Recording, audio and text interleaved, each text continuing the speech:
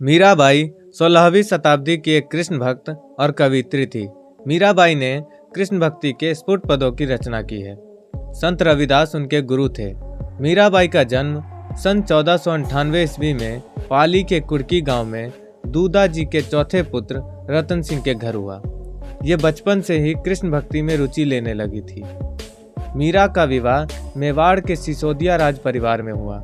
चित्तौड़गढ़ के महाराज भोजराज इनके पति थे, जो मेवाड़ के महाराणा सांगा के पुत्र थे। विवाह के कुछ समय बाद ही उनके पति का देहांत हो गया। पति की मृत्यु के बाद उन्हें पति के साथ सती करने का प्रयास किया गया, किंतु मीरा इसके लिए तैयार नहीं हुई।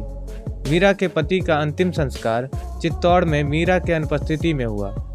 पति की मृत्यु पर भी मीरा माता ने अपना श्रृंगार नहीं उतारा, क्योंकि वह गिरधर को अपना पति मानती थी।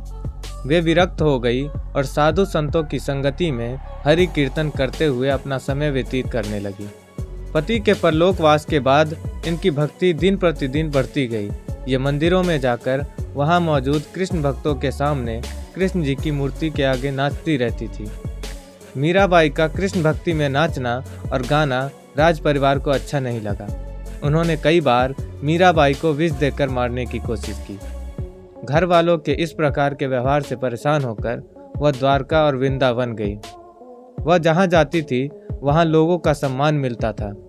लोग उन्हें देवी के जैसा प्यार और सम्मान देते थे। मीरा का समय बहुत बड़ी राजनीतिक उथल पुथल का समय रहा। बाबर का हिंदुस्तान पर हमला और प्रसिद्ध खानवा का युद्ध उसी समय हुआ था। इन सभी परिस्थितियों के बीच मीरा का रहस्यवाद और भक्ति की निर्गुण मिश्रित सगुण पद्धति सर्वमान्य बनी।